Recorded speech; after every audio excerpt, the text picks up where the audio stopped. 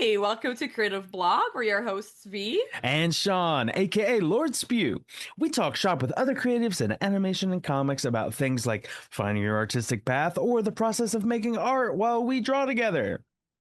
We asked people on our social media if they had specific topics they wanted us to discuss, as well as some drawing prompts. If you haven't yet, check out our Patreon and subscribe to our channel. Today we have with us Maciej Gliwa. Welcome to the show. Hi guys, thank you so much for having me. I'm stoked. Yeah, I'm so excited that you were able to join us, Maciej. I think what's really, really cool is that not only have you developed and created this add-on for Blender Vision, but on top of that, you're an animator, storyboard artist, director. So you have like a really impressive career. Thank you. I'm gonna start the podcast by asking you, like, when was the moment you decided to create a tool like Visions? Like, what brought you to that? Yeah. Like, what made you need it, and then what made you motivated to pursue developing it? Yeah, sure. So the goal of that software is to give you the workflow where you can use 2D and 3D and everything else that Blender has to offer, like in kind of like a symphony. Yeah.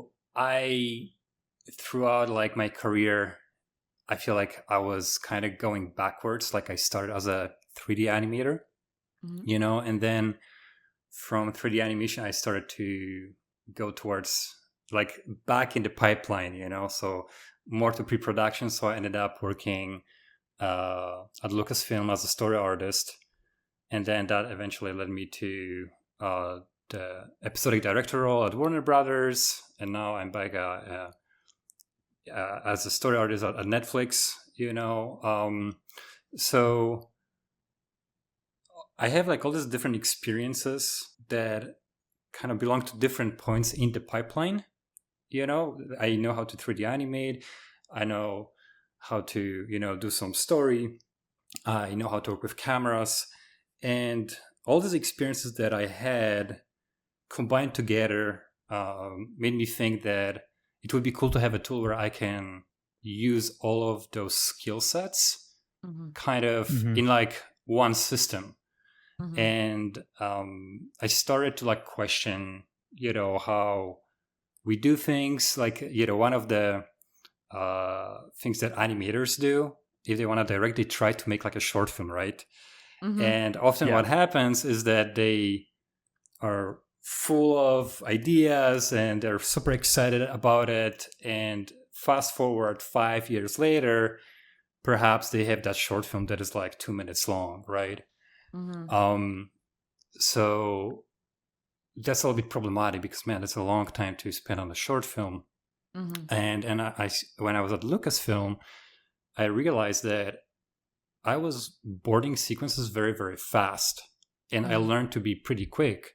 So, for example, when I was at DreamWorks, after like all those years at DreamWorks, my demo reel was, I don't know exactly how long, but I had like 10, 15 minutes of animation. Like after working at Lucasfilm, after a few months, I already had boarded sequences that were like half of that time, So I realized like, oh, there's a way to like do stuff like faster. And then while I was at Lucasfilm, I started to get interested in Blender. And I started to realize like, this software has like a lot of potential to bring all those different skill sets. Up until then, you were using Maya? So I would use Maya. I would use a lot of proprietary software, like at DreamWorks, at Lucasfilm. They have their own software. So like I feel like I've been around for quite a while, so I touched like a lot of different programs. But none of them really, before Blender, they had all those different things in one place, like Blender does. So yeah, that's probably like a long answer to your question, but after the project at Warner that got canceled by Netflix, I figured, like I really want a tool that would allow me to do everything that I need, because Blender as great as it was really difficult to use. Like Mm-hmm.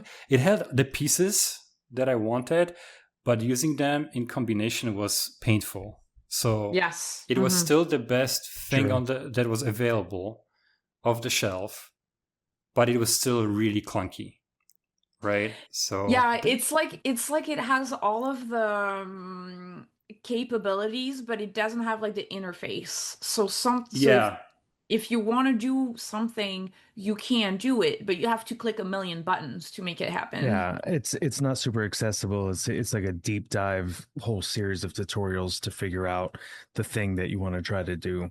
Yeah, that's always been my like the blockade for me a little bit, you know.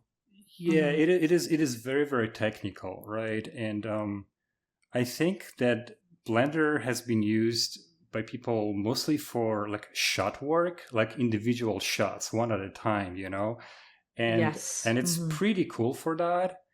But the work that I do is like sequential, like I work on sequences Hmm. that might have like 120 shots, right?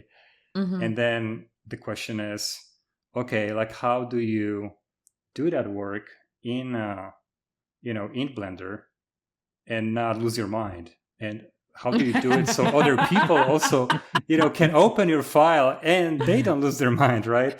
Like it's very very challenging, and I think there's Blender experts who can do like true magic with Blender, and they know the interface and all these different tools and whatnot that are within Blender. But then again, like they're the only people who can open their own stuff. No one else can, and Right. that's a little Yes. bit of a challenge, right? So we try to use Blender on the show that we work on together, right? Yeah, Um, yeah. and it was a little bit it was great, but yeah, it was not the smoothest ride, so to I speak. feel So like the yeah, best way I can describe it, like, I mean, for me, that was a huge draw for the show. I think it's okay for us to say the name of the show, or do you think we shouldn't say it?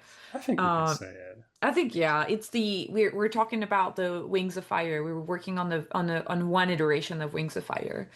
And the big draw for the project for me was like, oh, we were going to be learning Blender at the beginning of the project, which was like, honestly, if it wasn't for the show, I think I would have, because Blender is really daunting when you open it and there's a million buttons all over the place, and it's just kind of like, what am I looking at?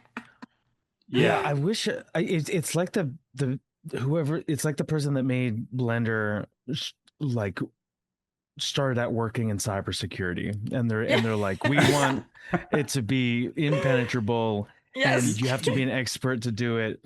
yeah. It's well, it got better. It was definitely like Yeah, that.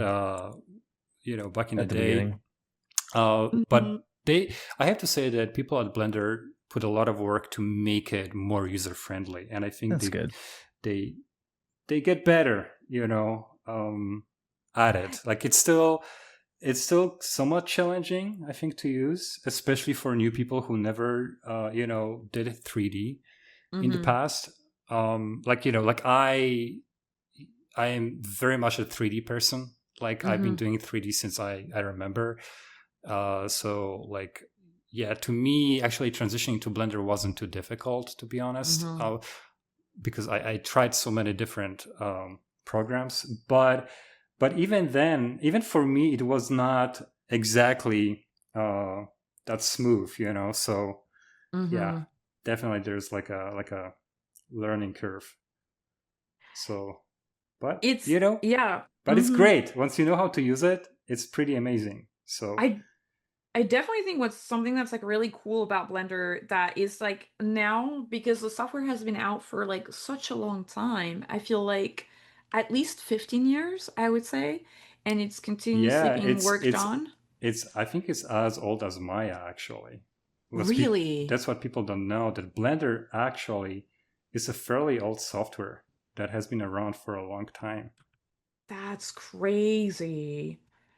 I think what's really been interesting to me recently is how I realized that there are so many add-ons, and so like the community in Blender is so great because there's so many people making tools for it, and the tools are available for everybody. Just like how the tool that you made, Magic, is like we can buy it for $40.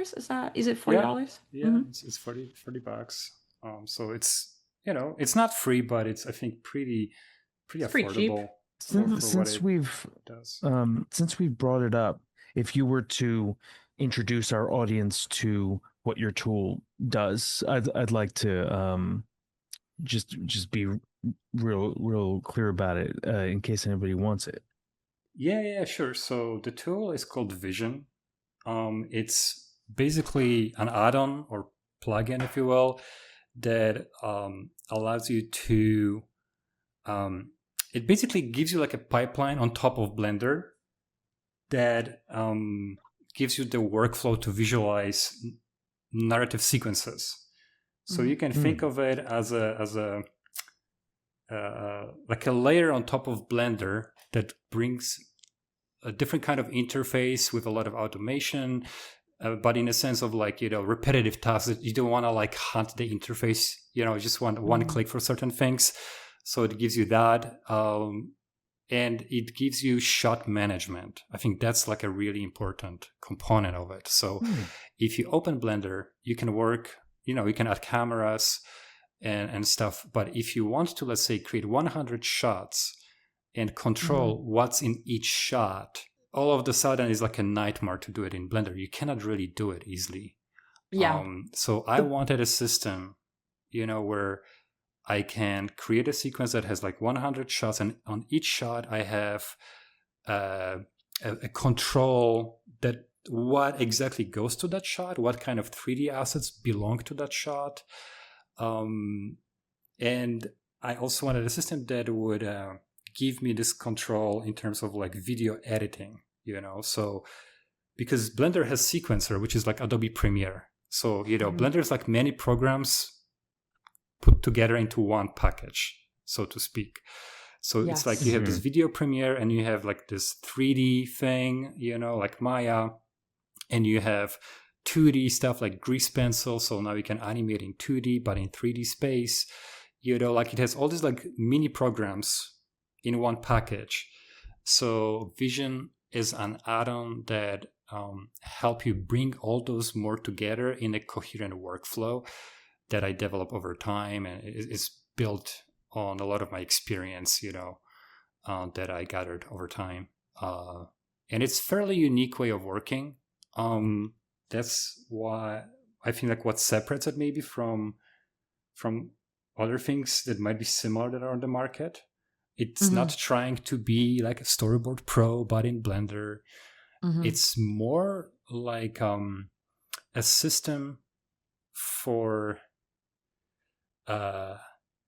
if you can think of like a live action, how you make movies and how you shoot coverage with cameras. Vision kind of allow you to think in those terms, like live action terms, but you can use this for live action project, for previs, you can use it for animated project, 2D, 3D, kind of doesn't matter. It brings like a methodology for you and a workflow that is fairly unique, I think, but very robust and I think very empowering for individual creators.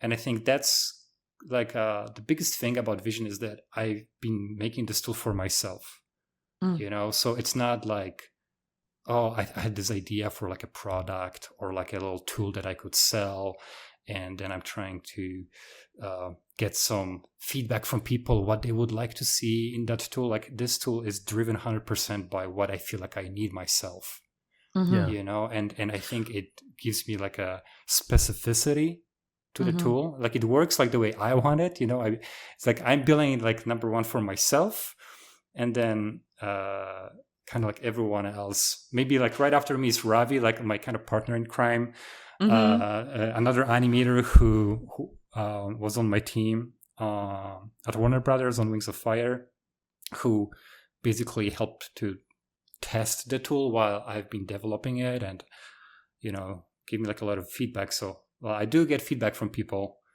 I definitely listen to his feedback. But yeah, it's a tool driven kind of by the ways of working that I want to use in my daily work, if that makes sense. Yeah.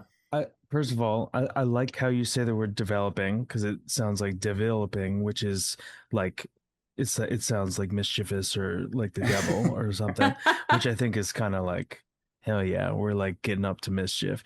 Second of all, I am really curious about like when you start to make something like this. First of all, like were you coding before then, or did you try to figure out how to code to make it? And then at what point during this process did you realize that like it's not just something for you, it's something that that you could change the world with? Well, I don't know if I can change the world with it, but that sounds great. You know what? So this kind of touches on my background. So I was meant to be a lawyer. Oh, and I even went to law school. I never told you this. Yeah. No, yeah, that's crazy. So I was meant to be a lawyer. Went to law school and I hated it.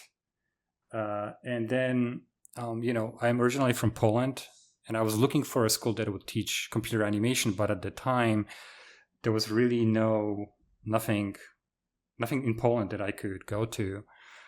So after, like one terrible year in the law school, I found that school in Warsaw that it was a computer science program that had major in computer animation, but it was like a computer science program.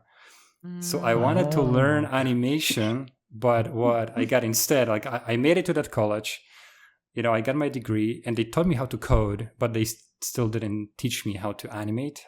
Wow. But I got like a really, really strong fundamentals in coding.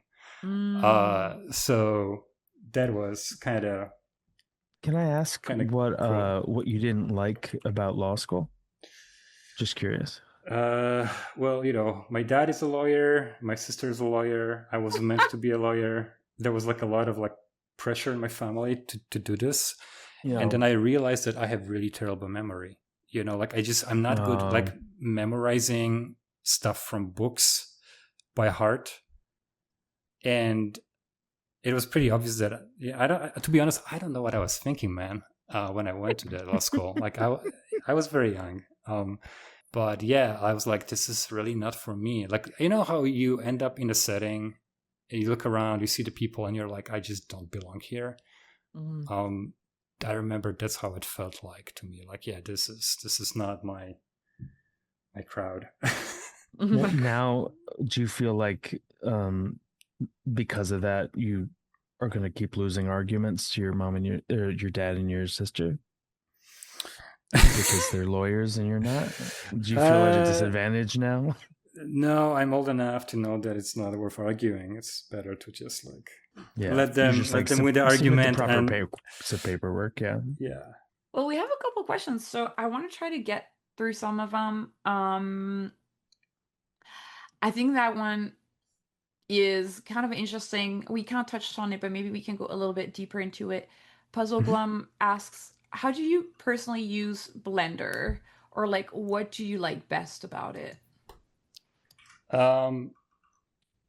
So the reason why I like Blender is well, first of all, it's the software that right now has the best development cycles and community.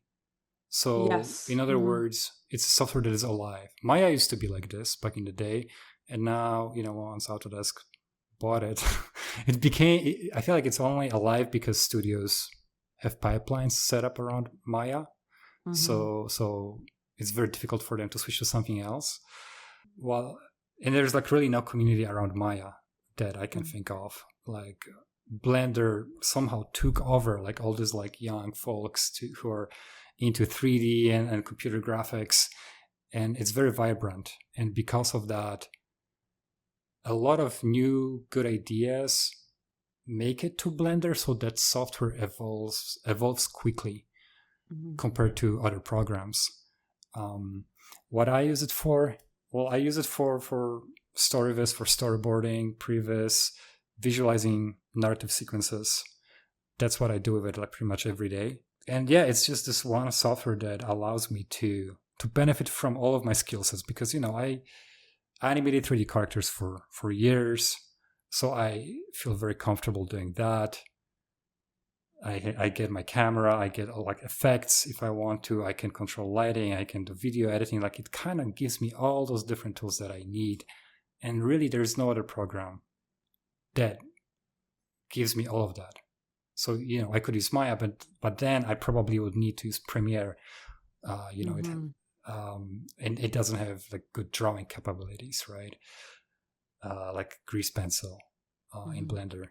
So really, there's like no other software that can really match Blender. It's really weird that the open source free software somehow is turning things around.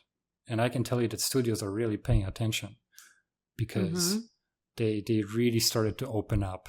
Like a few years ago, it would be like, oh, Blender, yeah, go, you know, make your donut or whatever in Blender. But make your donut in Blender. You know, don't talk about using it in a real production. But I think it's really changing right now, quite a bit. And the community is amazing. So let's say if I'm a developer and develop for Blender, it's very easy to find the information. It's well documented. There are people who are willing to help you out, give you, you know, good suggestions, how to solve certain problems. There are forums. It's alive, you know. And I think like Blender has a good heartbeat right now as a software. I don't know if it's gonna be in the same place in 5 years from now, 10 years from now, who knows? But I feel like from my external point of view, because I remember kind of seeing every now and then there's like a project that's gonna pop off from Blender. I remember when I was still in college, there was like the rabbit short, you know, that was kind of iconic of Blender at the time. Right. That showed like, oh, you can do fur and you can do like light was really nice, a lot of like render in and it's interesting because Blender was often like this photorealistic kind of software. Yeah. But recently, I've been so amazed at the tools that are non-photorealistic that have been popping off on Blender. You have people making like tools where you can paint uh, directly in 3D, and I don't see any other softwares have really 3D software specifically really doing that as much. And I think that's been a recent development with Blender, where you can do kind of like toon shading. Grease Pencil, I think, is kind of what kickstarted that, because it's like people started realizing like, oh, if I can draw in 3D, I can draw 2D lines in a 3D world. Now I should start thinking about the software as something to make 2D with. And it's very, I feel like it's recent. For me, I feel like I've noticed it in the past 5 years, where like I'm seeing more and more like right. cool. Yeah, you know, I think to me, Blender in the end, it's gonna be almost like a compositing tool in a way, because like I'm working on all these workflows where I can really use a lot of 2D in my work for sets. So for example, I can paint all those different layers for foreground and background if I don't have 3-dimensional set. Techniques for combining the two with like textures and camera projections. I know that Blender has all this like technical stuff, like like toon shading and this and that, but I'm actually not as thrilled about all this, because to me, I just want a software that I will be able to visualize my sequences, but have like a artistic control that is not so technical. Okay, so I know that this is like probably super vague what I just said, but I like the idea that I can paint stuff and merge it with like 3D stuff. and it has this like brush stroke feel to it and like artistic feel versus like, oh, this was rendered with Eevee with this shader that creates like outline on your 3D characters. You know what I mean? Like I'm much more interested about the fact that Blender allows me to bring like brushes to it and combine it with 3D. So for example, there are ways to use 3D characters and then draw on top of them. You know, so it's not just shader, it's like you drawing on top of it and you combine it with just like regular drawing, and you can be pretty fast at visualizing your scene this way. So where am I going with this?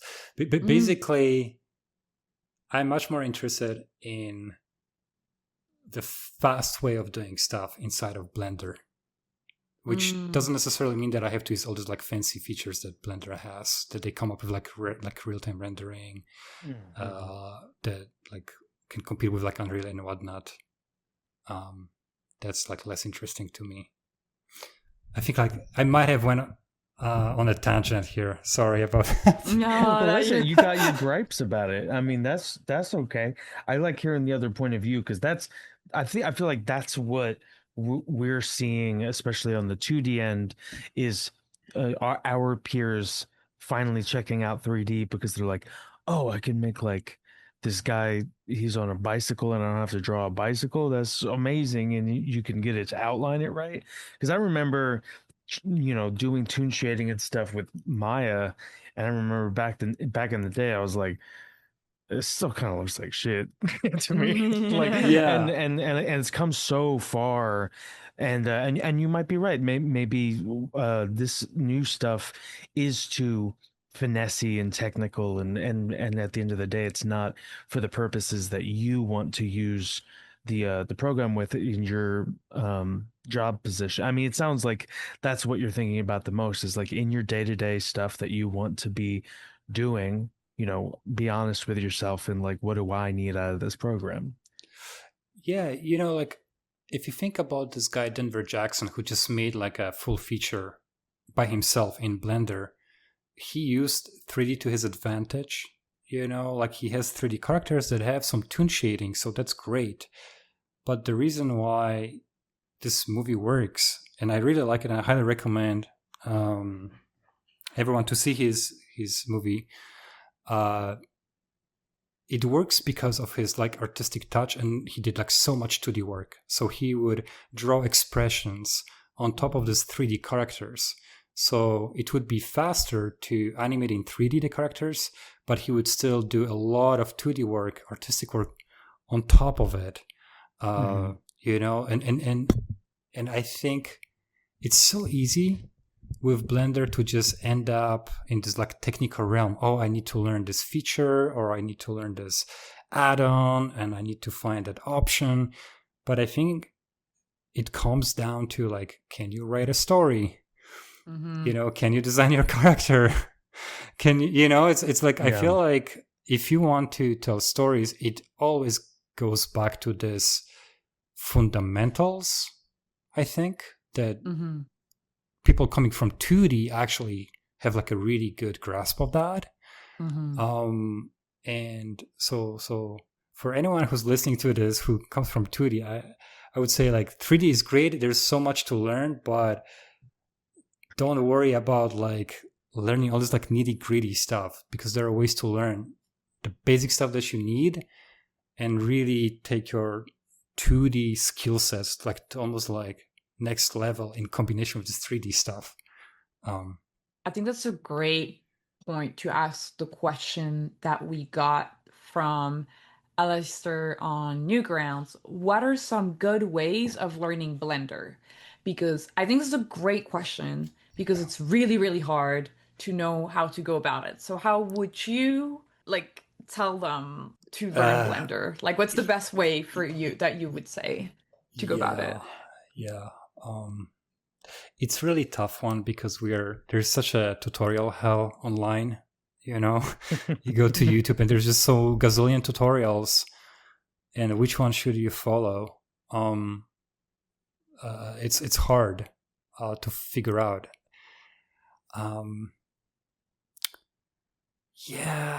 I'm not sure. It's hard for me to answer this because I came to Blender from like extensive 3D background. So I was basically looking for similar buttons, that I already knew. And then there was like some extra stuff that I didn't see anywhere else that is very Blender specific. So for me, it was like a different path. But for someone who has never used Blender, number one, ask yourself like, what do you need it for, right? So the context is like everything. So are you trying to learn it to model? Are you trying to learn it to I don't know, do video editing? Or are you if you're trying to learn to do storyboarding in Blender, well, that's a more specific question, right? And I guess, do you think the person is asking in that context? Like, I think I like the way you're answering this question because I think it's very accurate, and I do think that's something that I usually tell people as well, is like thinking about the project and what you want to try to do.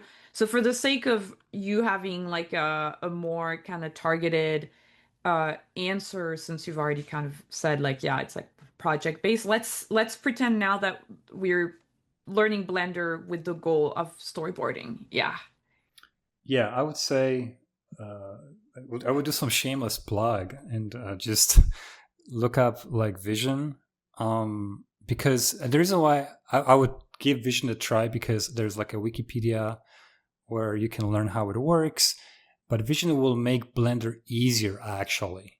Like it will make sense, because I feel like if you try to storyboard in Blender, like a vanilla Blender, it's just you will get lost so quickly. So check out the tutorials for Vision. So they're like available for free. You don't even need to buy it. Just see what's there, and that might be like a good entry towards Blender. And actually, this is how we've been transitioning on some projects, like some people to Blender. Actually, like they would, the Vision would be like their like gateway to learn more about Blender. So that's one way you could try. Otherwise, like a really good resource is like Blender Foundation has its website, so you can subscribe. There's like a monthly membership, and they have a bunch of tutorials where Blender people teach you different techniques. But it's just, the problem is it's just so big. There's just so many things that you can do with Blender. And like, I'm pretty sure that I will try to put together like a workshop, for Vision, where you can basically follow along and like design like the whole sequence using 3D and 2D techniques.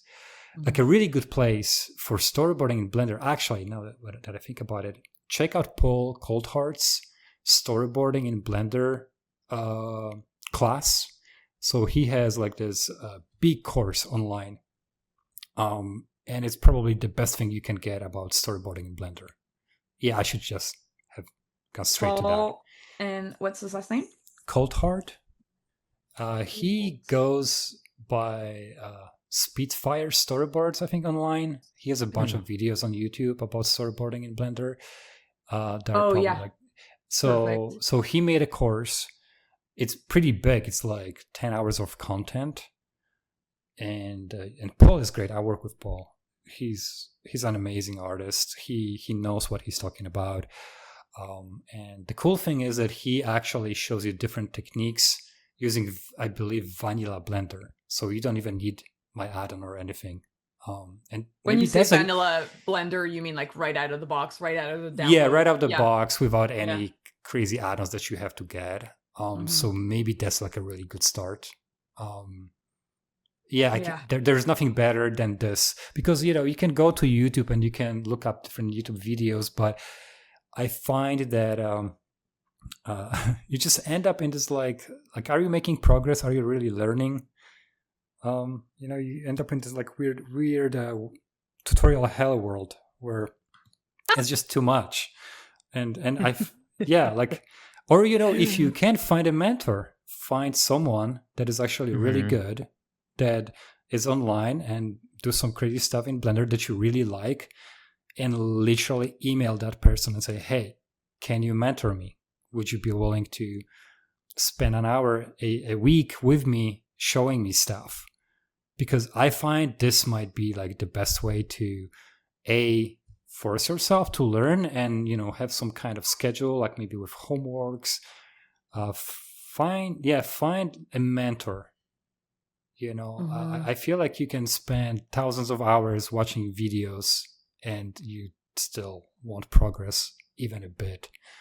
It's like drawing, you know, like you can get all the drawing books and you can read all of them, but then can you draw? Like, Yeah, you know what I no, it's mean? true. Like, I sure know that for myself, you know, that I got a lot of drawing books and yeah, that did not help me that much. You know, you just need the mileage and someone who can give you good feedback. So I'm curious about I feel like everybody makes things for different reasons, and there's a lot of people that like they work at the animation studio, and when they get off work they don't think about animation anymore. It seems as though developing this software, this add-on, has been sort of like, it's like taken the place of like a side animation project that someone else might have outside of work. This is your creative thing right now. My question is like, does doing this satisfy you in that same way, or are you making this as a way so you can make some other thing that we haven't even talked about on your own? I'm curious. No. So like, I want to make my own shows and my own movies and shorts, and really writing is where I had it. Really, this is like the I think like the natural next step for me. So vision is more like means to an end. I just wanted that tool. And from my professional experience working as an episodic director, working as a story artist, as an animator, I figured, you know what, there is this way of working that no one uses, that I can see in my head, and I just want to make it a possibility, make it a reality. So vision came from like that impulse of like, I believe there's like a better way of doing this. And that's why I ended up creating it. And it is somewhat satisfying, but this is like, I'm not really interested in being like a developer. Okay. This is really like, I just felt like no one is gonna do it the way I want to do it. And I don't want to, like, if I had money, I would just hire a developer and just kind of supervise it, you know, like I need this feature and this is how it has to work, and design it. But this is such a niche project with not much funding, you know. It's just really me being invested in it, and some other people that kind of like hop on the board along with like enthusiasm, and they saw like this tool is great, and they end up using it. But really it's just like me wanting this so bad to be there. But it's not like I do it because I'm like, oh, I love to code. Like, you know, it's just like, I just happen to be pretty good at it.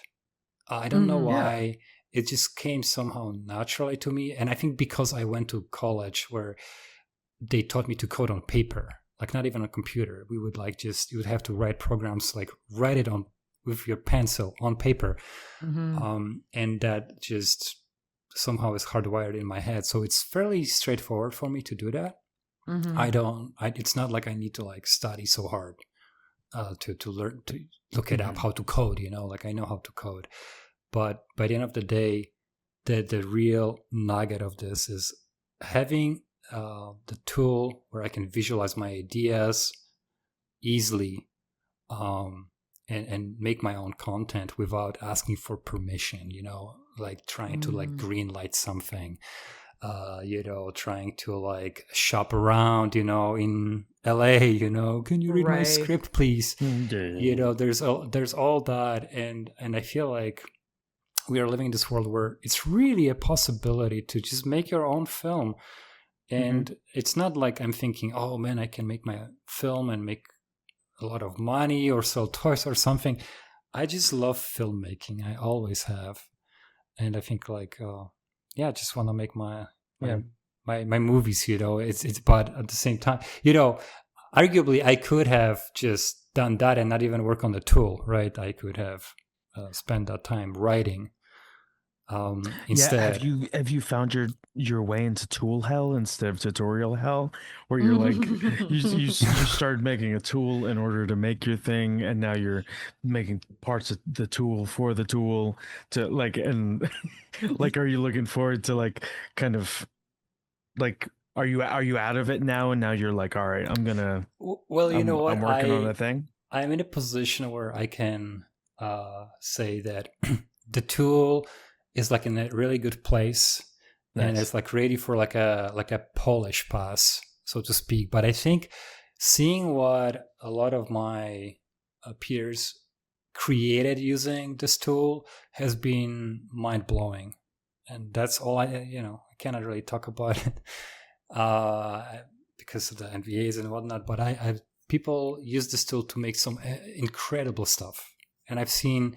Even like online, sometimes people post on my Discord stuff. It's like really exciting to see what people can do with it. So I think like I get a lot of sense of like satisfaction from seeing how other people use it and how people have this like aha moment, like, oh my God, I can work like this.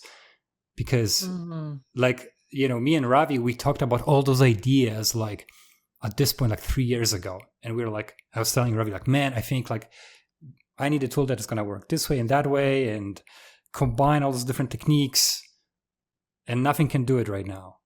And, it's funny to see how people start to realize the same thing, but like 3 years later, because Vision is not like the only tool that uses 3D and 2D, there's like Unreal has its own little tool for storyboarding. It's not like Vision, but it has there's like a little bit of overlap. So it's cool to see that we were not like the only ones, but like 3 years ago, it was like, the ideas that we had for the tool were pretty out there. And now people use those techniques, and, and we keep inventing techniques too and workflows. So it's like kind of like a never ending process to find a way to combine 2D and 3D. Yeah. It's funny. Yeah. It's funny that this is like a thing that like, yeah, it's true. We've been trying to crack that pipeline for like at least 15 years now. Yeah. But like, but going back to your original question, Sean, I think like, like I would say this, that it was like 90% vision development and 10% creative for quite a while.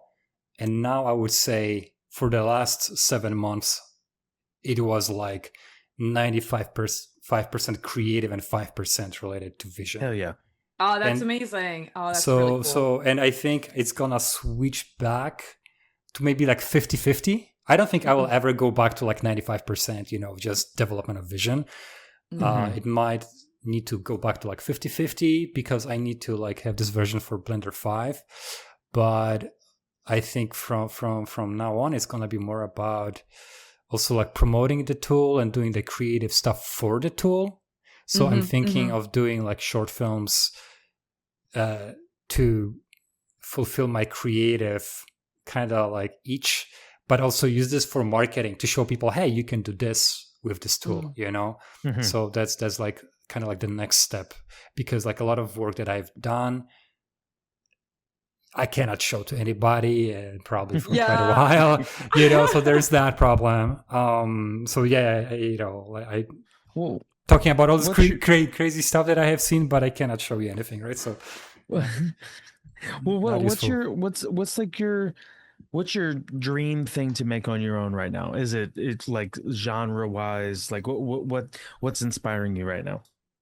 I would say that there are like two things that are on my mind. So, like it's funny, like the characters that I drew here, are from my early days, right? And this is like for children, stuff for children, very cartoony. So because I have two daughters, I have 9-year-old and 5-year-old.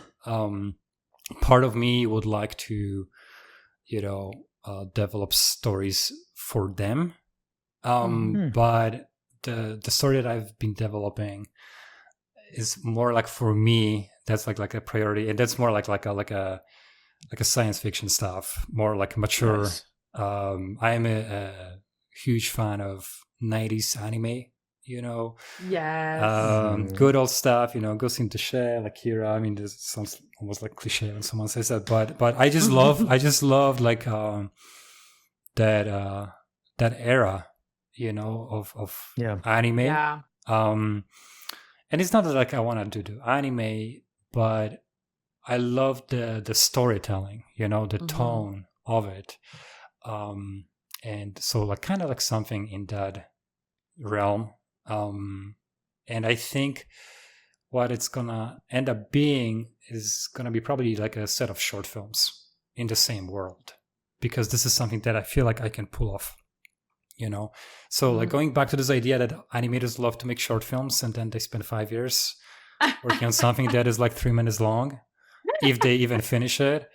Like I think what is the most empowering thing for me working in Blender is that I have full confidence that I can make a lot of content, design it fairly quickly, you know. Like I can on the production, from the production perspective, I could make short films in a matter of like months, you know, because like what I do for a living right now, I'm visualizing sequences that have gazillion shots and they're like, you know, minutes and minutes long, and we do it fairly quickly.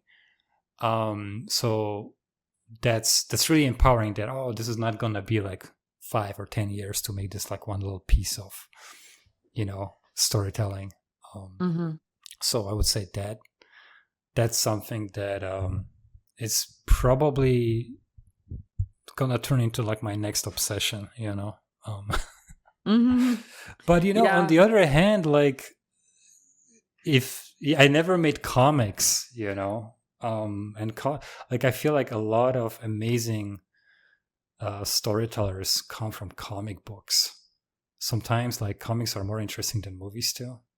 But I don't have experience in making comics at all, so probably could not really make a comic.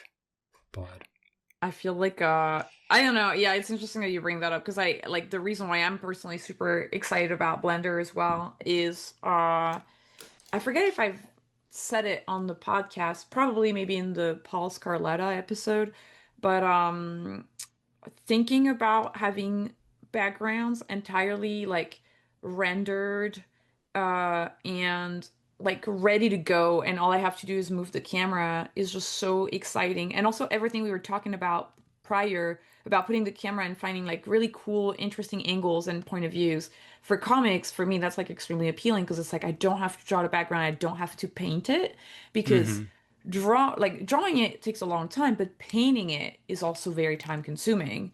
So being able to just drop a couple of shaders here and there and color the set once and for all, and then doing a little tiny extra work maybe right. later in the compositing, it's like, oh my God, what a game changer. Yeah. You know, I feel like by the end of the day, it comes down to like, where would you like to spend your time? Exactly. Right. Yeah. And I think the most important thing is like, which one is the part that you like to do the most? So Taking a nap. no, but you know what I mean? Like it's like if you like to draw, like just, you know, find a way to spend time drawing. Like, is it like, do you like to draw characters, or do you like to draw backgrounds? Like what is it that you like to, where do you like to spend your time?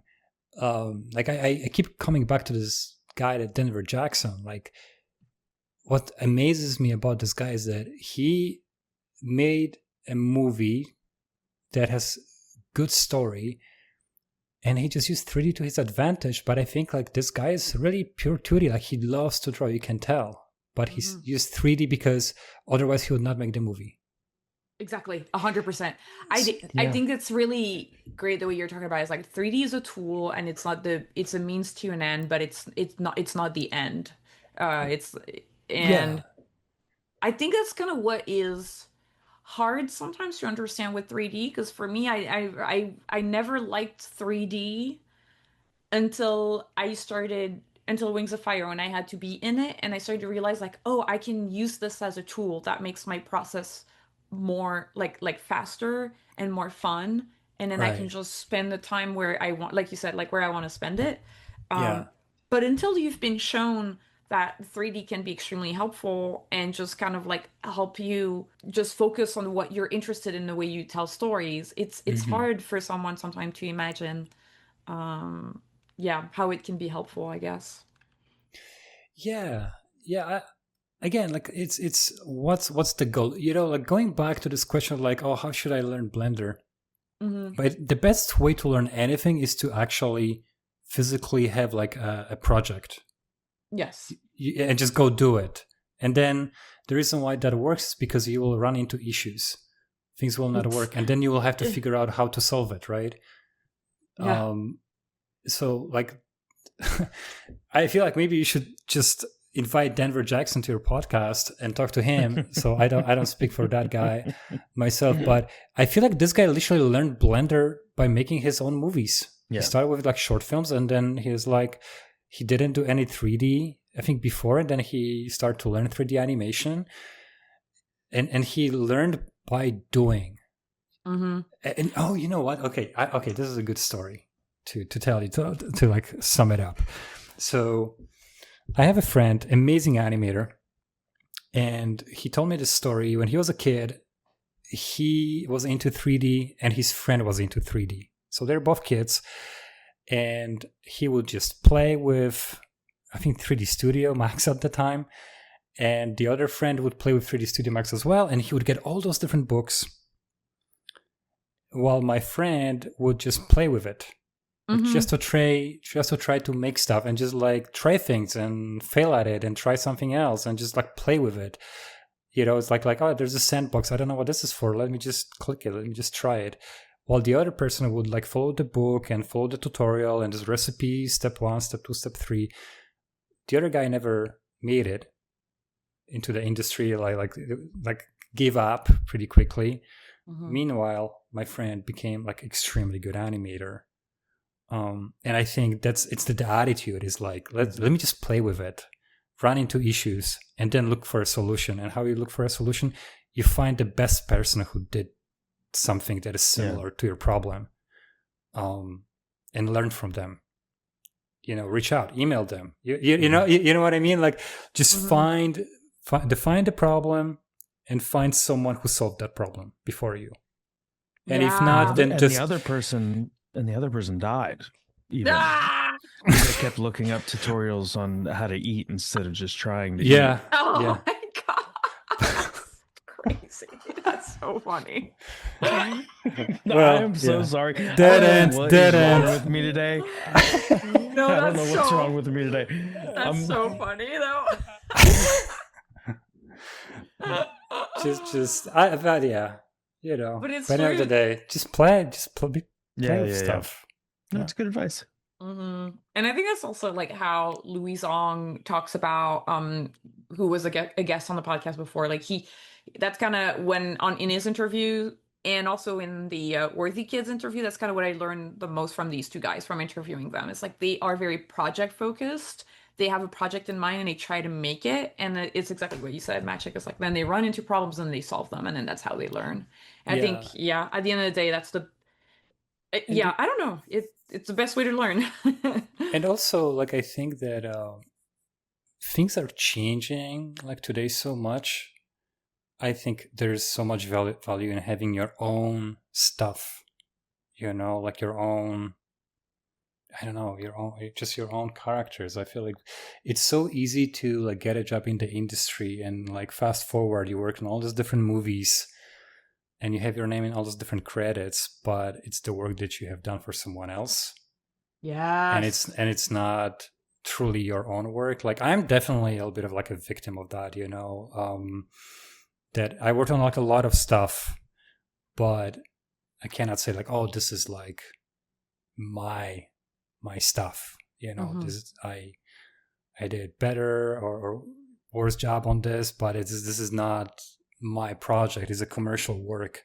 There is like a real big difference between the two, and I think it's when I was younger, I just wanted to work in the industry. There was like the depth of my thinking. I just want to make it, move to America and work in the future, work for DreamWorks or work for Pixar.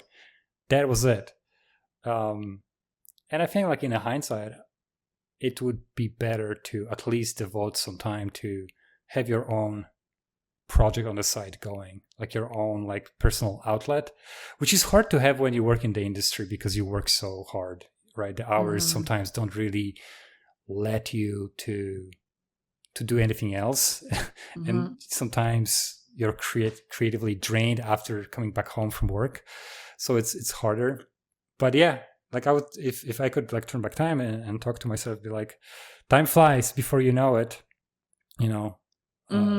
it's been like 15 years, it's like you're not getting any younger. So work on your stuff. So yeah, I think it's really, really important to never forget that. But it's also like kind of weird and crazy that the interesting stuff that becomes like big stuff comes from like individual creators, like Flow. It's wild, right? Like the budget of that movie, I don't know. Do you guys know how expensive that thing was? Like, I think it's 3 or 4 millions. Like euro? I don't think it. Yes, that was. Those 3 were not million dollars, euro. right? Yeah, euros. Yeah. So but I'm not sure. It's similar, right? It's like I would say, okay, let me just convert it really fast. Euros. I think euro is a bit more than dollar, right? So it's probably like it is $4 million or something. But it's 3.5. Like, 3 million euros is $3.5 million. Yeah, and it came from like an individual mind, individual creator. That's just, to me, that's so satisfying to see. See the people who make something of that scale, because there's a different story when you see someone who just made a short film. Short films were kind of doable, even if they took 5 years to make. But here you have someone who literally made like a feature and won an Oscar in a very small team. And, like the way he did it also is really interesting because he previewed the whole thing, right? With no drawings. He made the whole movie in 3D from start. So it's amazing. But like because there was no FUT. That's why he could do it on the budget. Because if you do a 3D project directly in 3D from the beginning, you don't end up with FAT, or you don't have to interpret stuff, which happens a lot with 2D storyboards, right? Like someone has to interpret your work, do the layout, convert the move into like 3D. Maybe it's not even doable, so they have to do something else, and then it doesn't look like storyboards anymore. Maybe something got lost. Maybe storyboards were much better, maybe different. So yeah, I feel like we're like approaching like a new era, I find, of like storytelling. Yeah. Hopefully. I feel like more and more people are gravitating towards like the more human a thing can feel, the better. Because I for so many years, I think that we've had this kind of like, you can tell a company made it. You can tell that all these executive producers focus tested and made it like the most mass consumable possible thing. And there's a billion different creatives on it, and the director changes halfway through. And like, when it's refreshing when you see something that is from one point of view that's consistent stylistically throughout, that where the voice is strong. And I mean, at the end of the day, I'm not super surprised that things are gravitating this way. I feel like it's been a long time coming. Yeah, and I would argue that we need good storytelling now more than ever in this crazy world. I know that we have this like AI slop, and there's like all this like different TV shows, and there's like a lot of content, but I find that a lot of content is kind of repetitive, redundant, like it's almost like microwaved, same stuff over and over again.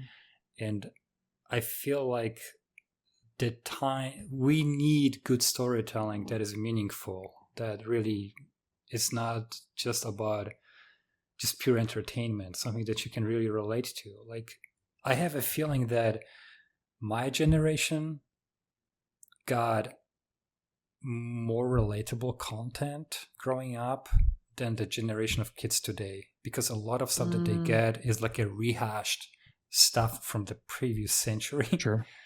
And I feel like they deserve to have their own stuff, original, unique, that is going to define their generation a little bit. And I know, like, you can say that, oh yeah, they have games, there's specific games that maybe like took over that role a little bit, or not just a little bit, like quite a bit. But yeah, I think it's all online. I definitely think like everything you're saying, and that's the reason why like it's so exciting to hear you kind of voice that as well. That it's like more indie creators, so like I feel, and we'll go into more depth in this topic, I think, in the later episodes with just Sean and I. But I do think like right now, Hollywood, the mainstream content is kind of on its way out, and where people find that relatable content, the content that really speaks to them, is going to be on the internet. It's going to be on social media. It's going to be maybe in games, but like really in the indie sphere, because even AAA games are having a hard time right now.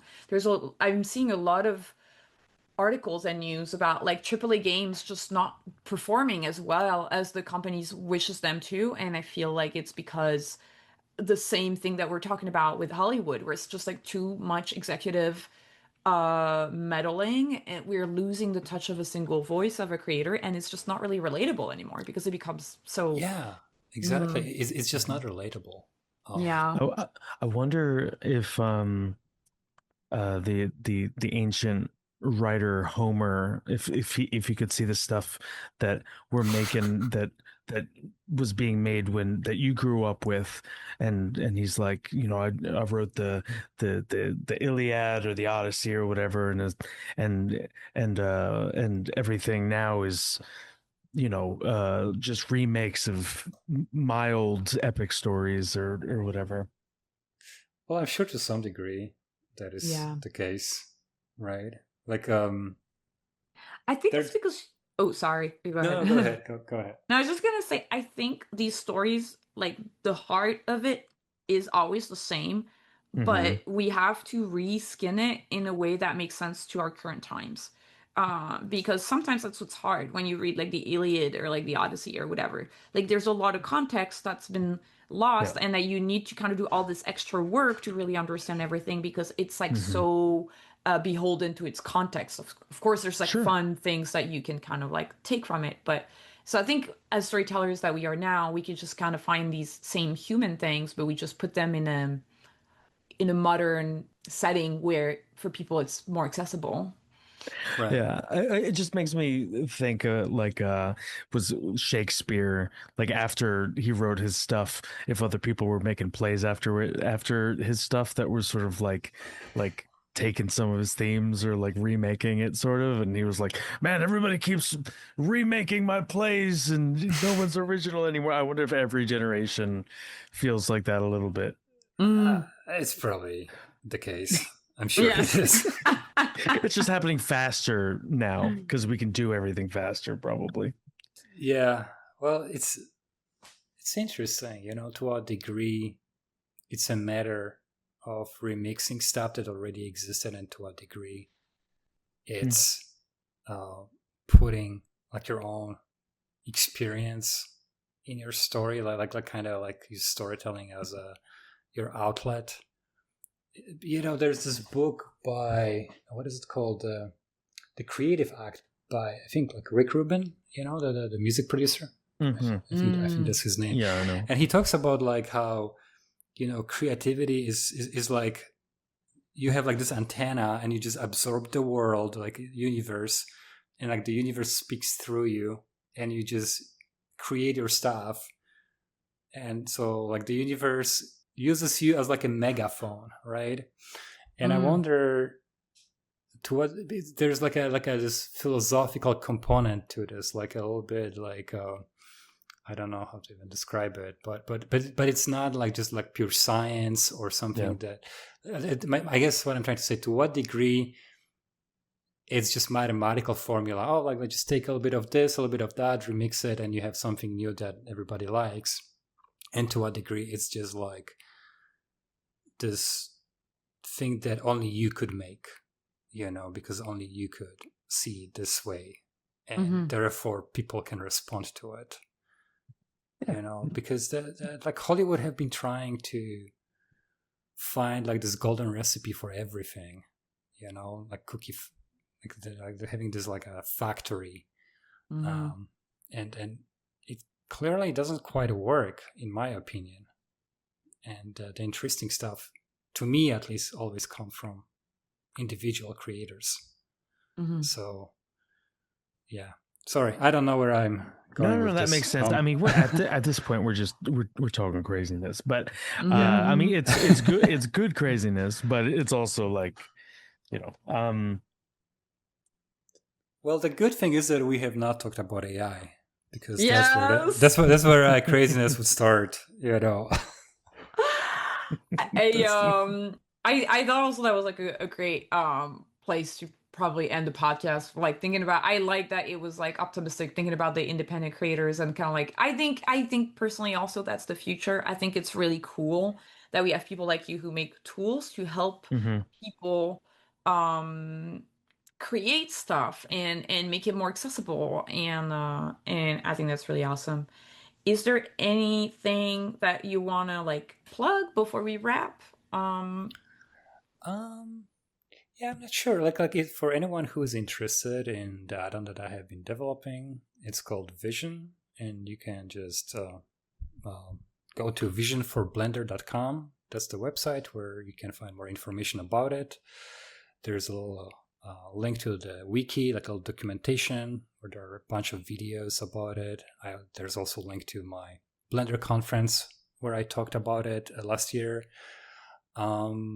And see if this is something that might be useful to you.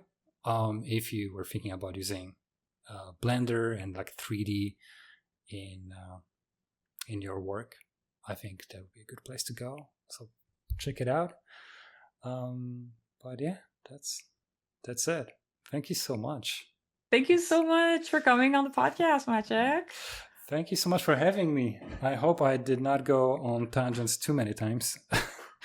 No, the whole podcast thrives on tangents. It's the lifeblood of the podcast. And the other lifeblood of the podcast is our listeners. Follow us on social media at CRTV Block, where we ask for drawing prompts and questions to ask our guests. Huge thanks to our editor, Clemens, for editing the podcast, Marco for helping us produce the show, and Abuka for creating the short clips we've been putting online. If you love our show, you can support us on Patreon. Becoming a patron gets you early access to interviews, access to our Discord community, and access to the an extra half of the interview that is on the Patreon. You can also support us for free by liking, commenting, sharing, all that good stuff. Click the link in the description of this episode to find Maciej's add-on, Visions, and to find our Patreon. I've been your host, V. And I was Sean. Keep being creative, and we'll see you next week. Bye.